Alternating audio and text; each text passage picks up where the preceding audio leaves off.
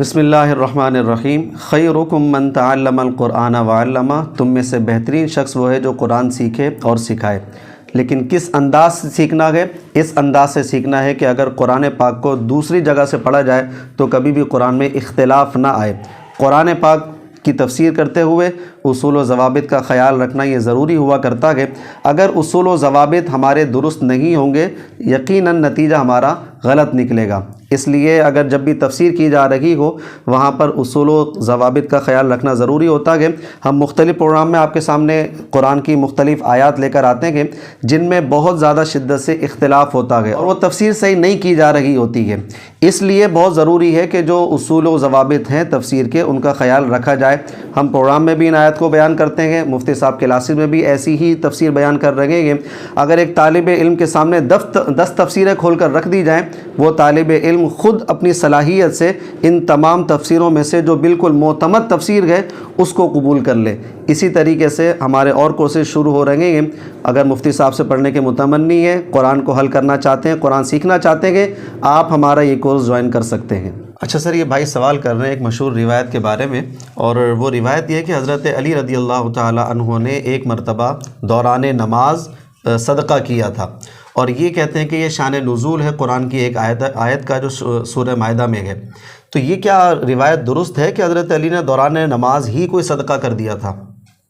ہاں، یہ روایت آئی تو ہے ضرور، اور صرف حضرت علی کے حوالے سے نہیں، اور بھی کئی اس کے صحابہ سے متعلق آئی ہے۔ صحیح ہے کہ ایک دفعہ نماز پڑھ رہے تھے تو کسی سائل نے سوال کر دیا تو حالت رکوع میں آپ نے اپنی غالباً انگوٹھی تھی جو صدقہ کر دی تھی۔ صحیح۔ تو اس کے حوالے سے قرآن پاک کی ایک آیت نازل ہوئی ہے کہ الذین یؤتون الزکاۃ وہم راکعون، یہ کچھ لوگ ہیں جو زکوٰۃ دیتے ہیں، اور ترجمہ اس طرح کیا جاتا ہے اس حالت میں کہ وہ رکوع میں ہوں۔ جی، تو یہ بیان کیا جاتا ہے، لیکن بالکل نہیں ہے۔ ایک تو یہ روایت بھی جھوٹی ہے، اور آپ محدثین کو اگر اسٹڈی کریں، جتنے بھی ہمارے محققین گزرے ہیں، تو یا تو اس کو ضعیف روایت قرار دیا گیا ہے یا بالکل جھوٹی قرار دیا گیا ہے، اور عند تحقیق یہ بالکل بناوٹی واقعہ ہے۔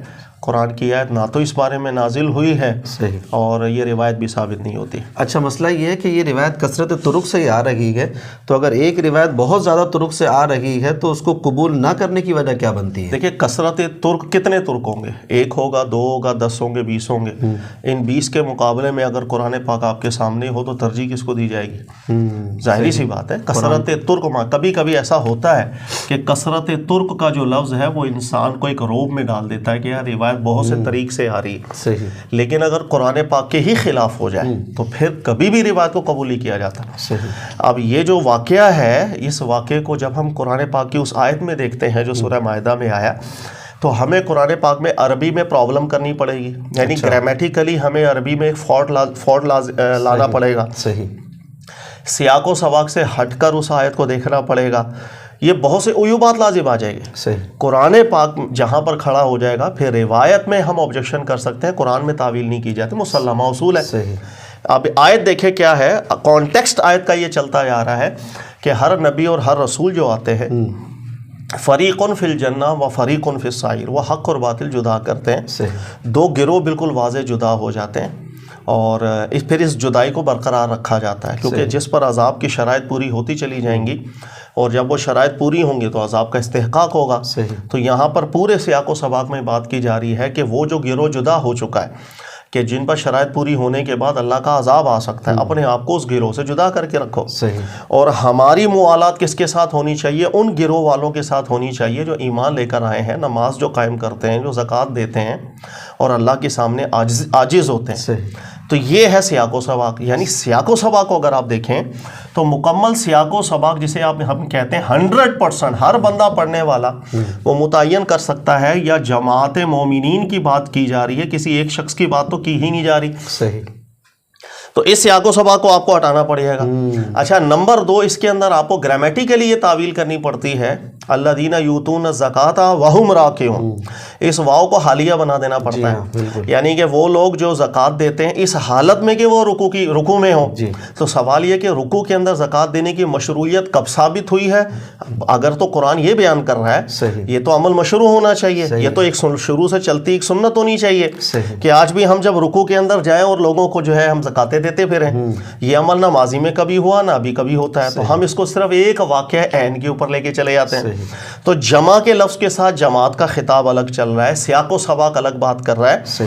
ان سب چیزوں کو چھوڑ کر واؤ کو حالیہ بنا کر اتنا بڑا عیب ہم قرآن میں لازم کر دیں، حالانکہ واؤ حالیہ نہیں عاطفہ ہے۔ اللہ بیان کر رہے ہیں جو نماز پڑھتے ہیں، زکوٰۃ دیتے ہیں، وَهُمْ رَاكِعُونَ، اپنے اندر بڑی عاجزی رکھتے ہیں۔ تو ہم بہت زیادہ قرآن پاک میں تعویلات کرتے ہیں، یہی وجہ ہے کہ اس کو قبول نہیں کیا جا سکتا۔ سر فہرست اگر آپ دیکھیں گے شیخ ابن تیمیہ صاحب رحمۃ اللہ تعالیٰ علیہ، اور انہوں نے بھی جیسے ہی یہ روایت آئی اس بات کا اقرار بھی کیا کہ بڑے کثرت ترک سے یہ واقعہ آیا ہے، لیکن اس کے فوراً بعد انہوں نے ذکر کیا کہ سیاق کلام کی دلالت بالکل واضح ہے کہ آیت کیا کلام کر رہی ہے، کن کے بارے میں کلام کر رہی ہے، لہٰذا اس روایت کو انہوں نے موضوع قرار دیا۔ انہوں نے کہا ہم بالکل قرآن کے مطابقت کے اندر تو لا ہی نہیں سکتے اس کو۔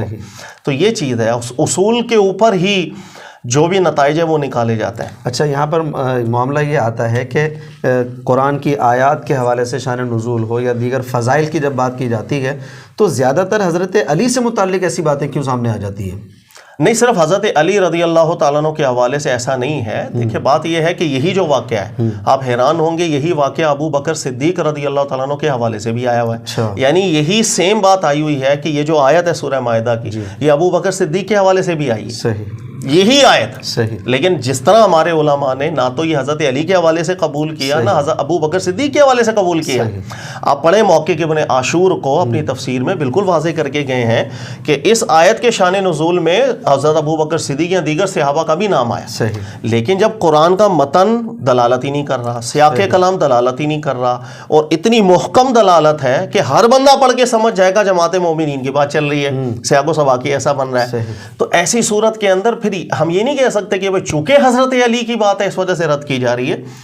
ہوا یہ کہ جب مسلمانوں میں فرقے بن گئے، اور آج بھی کوئی فرقہ بن جائے تو ایسا ہوتا ہے کہ اپنے فرقے کو غالب رکھنے کے لیے بہت سی چیزیں گڑھ دی جاتی ہیں، بنا دی جاتی ہیں، اور وہ ابو بکر صدیق رضی اللہ تعالیٰ عنہ کے حوالے سے بھی بنائی گئی، ان کے حوالے سے بھی گڑھی گئی تھی، حضرت علی کے حوالے سے بھی گڑھی گئی تھی۔ تو جو بات گڑھی گئی ہے وہ گڑھی ہے، اور کسی کی بھی فضیلت ہو، میں نے جیسے ہم کئی دفعہ ذکر کرتے ہیں، ابو بکر صدیق ہوں یا حضرت علی ہوں علیہم رضوان، جب ان کے فضائل قرآن سے ثابت ہو جائیں پھر ہمیں جھوٹے روایات یا واقعات کی قطعاً ضرورت نہیں ہوتی۔ اچھا سر، ماضی کے اندر کیا کئی علماء کرام ایسے گزرے جنہوں نے قرآن کی تفسیر میں اس روایت کو بیان نہیں کیا، یا کسی نے بیان کیا تو انہوں نے اس کا رد کیا، ایسا بھی موجود ہے؟ بہت سے مفسرین لکھ کے چلے گئے، اچھا، انہوں نے آپ یوں سمجھ لیں کہ قبول کر لیا، اور یہ ماضی میں بالکل رہا ہے، اس لیے کہ کوئی بھی مفسر تفسیر جب لکھ رہا ہے ضروری تھوڑی ہے وہ مفسر جو ہے بالکل اصول استدلال پر ماہر تھے یا ہر نتیجہ وہ ٹھیک نکال کر کے گئے، یہ ضروری تو بالکل نہیں ہوتا۔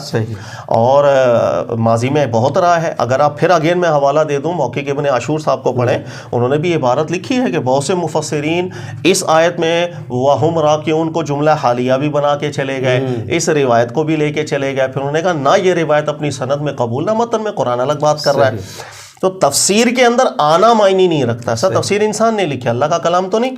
تفسیر لکھنے والا چاہے کوئی بھی شخص ہو، بلکہ میرا تو سٹینڈ بالکل واضح ہے کہ کوئی بھی دنیا میں ایک تفسیر ایسی نہیں ہے کہ جس کو اللہ کی مراد آپ قرار دیں، وہ ایک عالم کا ذہن ہے بس، اس سے زیادہ کچھ نہیں۔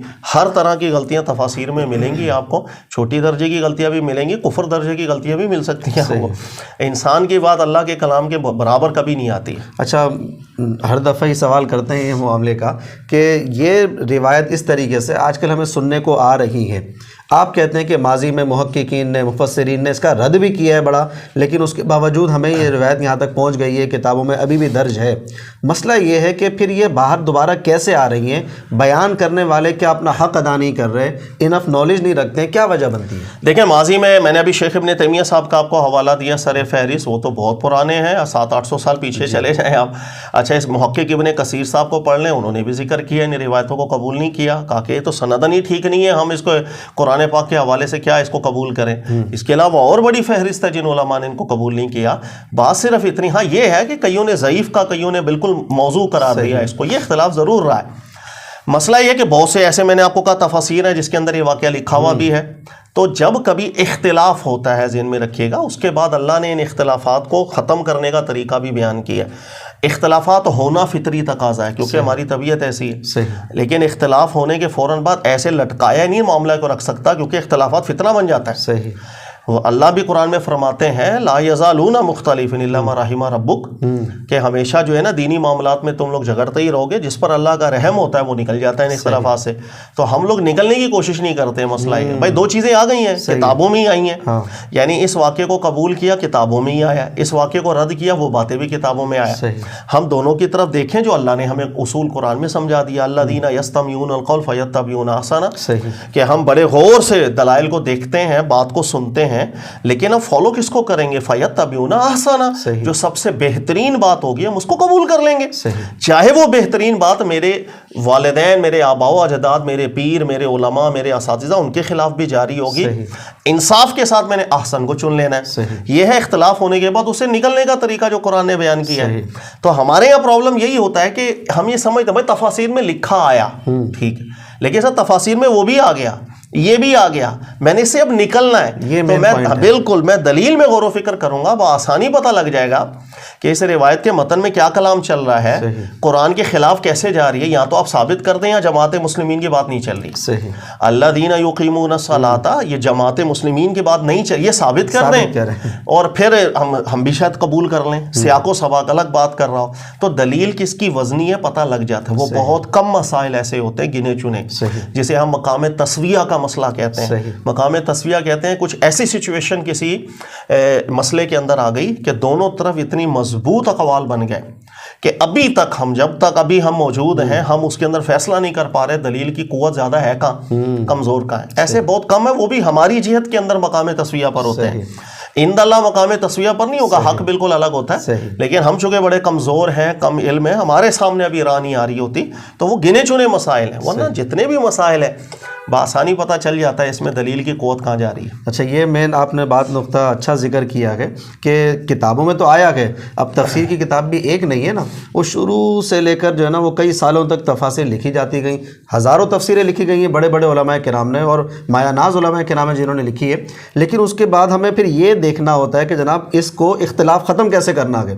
آپ صحیح فرما رہے ہیں کہ یہ ہمارے یہاں مزاج نہیں ہے کہ جناب اختلاف ختم کر کے نتیجہ کیا نکلا ہے وہ بتائیے.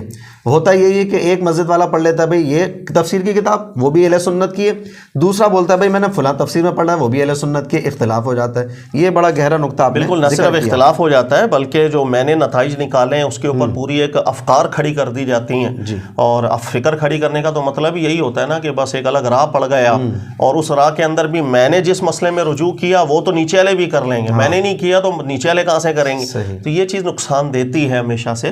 اور بالکل اس کے اندر کوئی شک نہیں کہ اختلافات ہونا یا تفاسیر کے اندر الگ الگ نقطہ نظر آنا یہ تو ایک ظاہر انسان ہے، اس کا ذہن ہے، وہ اختلافات تو آتے ہیں. لیکن دلیل کی قوت کی بنیاد پر پھر معاملات کو چننا، الگ کر دینا، غلطی کو غلطی کہنا یہ مشکل کام ہوتا ہے. اسی کو قرآن پاک بار بار ذکر کرتا ہے کہ جب کفار کے سامنے بھی حق آتا تھا تو کفار یہ کہتے تھے ہم اپنے آباء و اجداد کو کیسے چھوڑ دیں. حالانکہ قرآن بار بار کہتا تھا کہ کیا ان کی بات احسن ہے، وہ تو غیر معقول بات ہے، دلیل کی قوت تو یہاں ہے. بلکہ قرآن پاک نے تو اتنا کہہ دیا، اگر آپ دیکھیں رسول اللہ صلی اللہ علیہ وسلم سے اعلان کروا دیا کہ اللہ کی جو پچھلی کتابیں ہیں اور یہ جو قرآن ہے اس سے کوئی احسن بات آپ لے کر آ جاؤ ہم اس کو فالو کر لیں گے. تو بات احسن کو فالو کرنے کی ہوتی ہے، زیادہ اچھی اور مضبوط دلیل کو فالو کرنے کی ہوتی ہے. جب یہ آپ کا پیٹرن بن جائے گا تو اس پیٹرن کے اوپر چلنے سے پھر اختلافات دوبارہ اتفاقات میں بدلنا شروع ہو جاتے ہیں. اگر ہم اس کو چھوڑ دیں گے تو پھر ہم اختلافات میں پڑیں گے، وہ فطری تقاضا، لیکن پھر یہ اختلافات آپس میں نزاع کا سبب بن جائے. چلیں ابھی آپ نے بات چھیڑ ہی دی ہے اختلاف کی تو میں ایک روایت آپ کے سامنے اور رکھ دیتا ہوں، اس کو بھی وضاحت میں لے کر آئیں. اختلاف امتی رحمہ، میری امت کا اختلاف رحمت ہے. بڑے شد و مت کے ساتھ یہ روایت بھی بیان کی جاتی ہے، کتابوں میں ملتی ہے. تو امت کا اختلاف رحمت ہے، تو پھر پرابلم کیوں ہو رہی ہے؟ کیوں اس کے لڑائی اور اختلافات کر رہے ہیں؟ پرابلم اس لیے ہو رہی ہے کہ اللہ کے نبی علیہ السلام نے ایسی کوئی بات ارشاد فرمائی ہی نہیں ہے کہ اختلاف امتی رحمہ. اچھا، یہ اللہ کے نبی علیہ السلام سے ثابت بات نہیں، بلکہ محققین کو آپ پڑھ کے دیکھ لیجئے گا، لا اصل لہ لکھتے ہیں کہ اللہ کے نبی علیہ السلام سے ایسی کوئی بات نہیں ہے. یہ کسی ایک تابعی نے سب سے پہلے ایک جملہ کہا تھا اور کسی خاص کانٹیکسٹ کے اندر انہوں نے کہا تھا، وہیں سے بات جملہ مشہور ہوا. پھر اس جملے کو کو جب مشہور ہوا تو لوگوں نے آہستہ آہستہ کم علم لوگوں نے کہہ دیا شاید یہ اللہ کے نبی نے فرمایا ہو صلی اللہ علیہ وسلم. اللہ کے نبی علیہ السلام کی یہ بات نہیں ہے، بلکہ قرآن پاک کے اس کا تو مضمون ہی قرآن کے خلاف ہے. بھائی اللہ فرماتے لا، کیونکہ یہ دینی معاملے کی بات چل رہی ہے، دنیا کی بات نہیں چل رہی. دین کے اندر اختلاف قرآن کہتا ہے لا یزالون مختلفین، ہمیشہ تم اختلافات میں پڑھتے ہو. الا من رحم ربک، جو ان اختلاف سے نکل کے اتفاق کے اندر آیا وہ اللہ کی خاص رحمت ہوتی ہے. صحیح. تو بھائی دینی معاملات کے اندر تو قرآن کا تقاضا یہ ہے کہ توحید کا معاملہ ہو، اتفاقات ہونے چاہیے. ایسا نہ ہو کہ ایک شرک کا اختلاف کر کے بیٹھا ہو اور ایک طرف توحید کا ہے. تو بھائی اس کو مٹانے کی کاوش ہے نا. اللہ کے نبی آتے ہیں، اللہ کے رسول آتے ہیں، وہ دینی معاملات کے اندر اختلافات کو اتفاقات میں بدلنے کے لیے آتے ہیں. یہی چیز آپ دیکھیں جب سامنے اہل کتاب تھے، اختلافات کر کے انہوں نے سارے معاملات بگاڑ دیے دین میں. تو ان کو دعوت کیا دی جا رہی تھی؟ تعالوا الی کلمۃ سواء بیننا و بینکم. نقطہ اتحاد کے اوپر آ جاتے ہیں، بات کر لے. نقطہ اتحاد تو ہمارے دین کو ہے ہی نقطہ اتحاد. اختلاف ہونا جیسے میں نے ابھی پیچھے سے، وہ فطری تقاضا ہوتا ہے.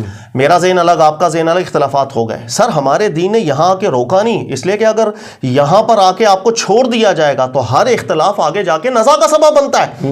آپ تاریخ اٹھا کر کے دیکھ لیں، اپنے ماحول اور مشاہدہ کر لیں. ہمارے یہاں ہر فرقے کے اندر نقطہ نظر الگ ہوگا. سر وہ نقطہ نظر شروع میں الگ ہوگا، ٹھیک ہے جی، اوکے، آہستہ آہستہ وہی نزاع کا سبب بن جاتا ہے. لہٰذا اختلاف ہونے کو قرآن پاک نے کبھی بھی مذموم کر، اختلاف تو ہوتا ہے، لیکن اختلاف ہونے کے بعد پھر اسے نکلنا کیسے ہے، یہ چیز ہے جس کو قرآن نے نص کیا. یستمعون القول فیتبعون احسنہ، ہم بیسٹ چیز کو چنیں گے. سر یہی آپ دیکھیں محمد بن صالح عثیمین صاحب، جب ان سے ذکر ہوتا ہے، ایک جگہ پر سوال ہوا، کافی اقوال ہمیں ملتے ہیں. کبھی فقہ حنفی کی دلیل ملتی ہے، کسی ایک مسئلے پر امام شافعی کا اختلاف ملتا ہے. آپ نے فرمایا تھا منہج ایک ہی ہے جس کو قرآن نے ذکر کیا، اور وہ یہ احسن کو چن کے آپ نے الگ ہونا ہے. آپ کے سامنے جتنے بھی دلائل، آپ غور کریں، فکر کریں. ہاں علماء کے اختلافات سے یہ ضرور ہمیں فائدہ ہوتا ہے، ہمیں وسعت پیدا ہوتی ہے، کیونکہ الگ الگ جہتوں کے اندر نتائج نکالے ہوتے ہیں. تو ہمیں سب پڑھ کر بآسانی فیصلہ کرنے کو بھی مل جاتا ہے کہ دلیل کی قوت ایکچولی جا کر رہی ہے. لہٰذا اختلاف اس کے بعد نکلنا، اختلاف اس کے بعد نکلنا، اگر یہ آپ نے چھوڑ دیا تو پھر یہ زندگی بھر اختلافات فتنہ ہی رہے گا. فرقوں کی صورت میں ہو، فقہی اختلافات بھی فتنے بن جاتے ہیں. یہی وجہ ہے کہ آپ دیکھیں ماضی کے ادوار میں بڑے فتنے بنے. شافعی کے پیچھے نماز پڑھنے کی اجازت نہیں ہے، فلاں کے پیچھے نماز پڑھنے کی، یہ تو مسئلے رہ گئے. لیکن پھر بہرحال یہ ختم بھی ہوئے، لیکن چلتے چلے جاتے ہیں. آج بھی ہم اپنے دور میں دیکھتے ہیں رفع الیدین جیسے مسئلے کے اوپر لڑائی جھگڑا شروع ہو جاتا ہے. وہ کرتا ہے اس لیے، یہ نہیں کرتا اس لیے. تو سر اختلاف بعد میں فتنہ پیدا کرتا ہے، اختلاف سے نکلنے کی ہمیں سعی کرنی چاہیے. یہی وجہ تھی کہ سب سے پہلے آپ تاریخ کا مطالعہ کر لیں. جب یہ مذاہب فقہی بن گئے اور آگے چلتے چلے گئے تو سب سے پہلے ایک ہی شخص آیا تھا کہ جس نے اس نقطہ اتحاد کی دعوت دوبارہ شروع کی تھی، اور وہ تھے شیخ ابن تیمیہ صاحب، کہ جنہوں نے سب سے پہلے دوبارہ بنیاد رکھی. نہیں بھائی ایسا تھوڑی ہے کہ ایک فقہ لے کے جانی ہوتی ہے، ہم نے فیتبعون احسنہ، ہر ایک کی دلیل سے احسن کو چنیں گے ہم. یہ منہج انہوں نے رکھا اور وہی ماشاءاللہ دنیا میں چل بھی رہا ہے، کیونکہ قرآن اس کی دعوت دے رہا ہے. تو یہ ہے مین چیز جس کو ہم نے اپنے جسے منہج بنا کے رکھنا ہے. اس کے بغیر تو لڑائی جھگڑے ہیں صرف. یہ تو زبردست طریقے سے آپ نے سمجھا دیا، یہاں تک کلیئر ہو گئی بات. اب یہ جو فارمولہ آپ نے دیا ہے کہ کتابوں میں اختلاف آتا ہے، فقہ میں اختلاف، عقائد میں اختلاف، تفسیروں میں اختلاف، شروحات میں اختلاف، ہر جگہ پر اختلاف ہوتا ہے کہ اس کے بعد نتیجہ دیکھنا ہوتا ہے نکلنا کیسے، یا فیتبعون احسنہ، احسن کو چننا ہے. یہ بات کیا سب چیزوں میں ہے؟ عقیدے میں، قرآن کی تفسیر میں، حدیث کی شرح میں، فقہ میں، سب جگہ یہ اصول؟ ہر جگہ. اس لیے کہ جہاں دین ہے وہاں اختلاف فتنہ ہے. دینی معاملات کے اندر نظریات ہی الگ ہو گئے تو بات الگ. ایک بندہ کہہ رہا قرآن میں اللہ نے یہ فرمایا اس آیت میں، دوسرا کہہ رہا یہ فرمایا، اسی پہ لڑتے جھگڑتے رہیں گے. جیسے ابھی آپ نے شروع میں سوال کیا کہ بعض لوگ کہیں گے یہ آیت تو فلاں اس مقام کے لیے نازل ہوئی تھی، دوسرا کہے گا نہیں جی اس لیے. بھائی اختلافات بن گئے، فرقے الگ ہوگا، یہ اس کو کافر کہے گا، اس کو کافر کہے گا. دین کے اندر معاملات میں اتفاق میں رحمت ہے اور اتفاق میں برکت ہے، جس کو قرآن نص کرتا ہے. تو اب دین تفسیر ظاہر ہے اس کا تعلق دین بنے گا. اللہ کے نبی علیہ السلام کے حوالے سے جب آپ گفتگو کریں گے اس کا تعلق دین بنے گا. فقہی معاملات جتنے بھی استدلالات ہیں وہ سب دینی ہیں. تو ہر ایک کی جگہ بالکل یہی فارمولہ لگتا ہے کہ اختلافات ہوں گے، ہاں سب کی قدر بھی کی جائے گی. جس عالم نے تحقیق کی اس کو اللہ تعالیٰ بھر بھر کے ثواب عطا فرمائے. لیکن ان اقوال کے اندر جو بات قرآن سنت کے زیادہ مطابقت میں ہوگی، جس کا وزن زیادہ ہوگا، دلیل اچھی ہوگی، احسن ہوگی، اس کو ہم چنیں گے. یہ ہر جگہ پر ہوگا، تفسیر ہو یا کوئی بھی باب ہو. ٹھیک ہے سر، بہت شکریہ، آج بھی بہت ساری چیزیں سیکھنے کو ملی۔ جی ناظرین، آپ نے بھی سماعت فرما لیا کہ مفتی صاحب اسی طریقے سے قرآن کو حل کرتے رہتے ہیں۔ اگر آپ بھی مفتی صاحب سے پڑھنے کے شوقین ہیں، ہمارا یہ کورس جوائن کر سکتے ہیں۔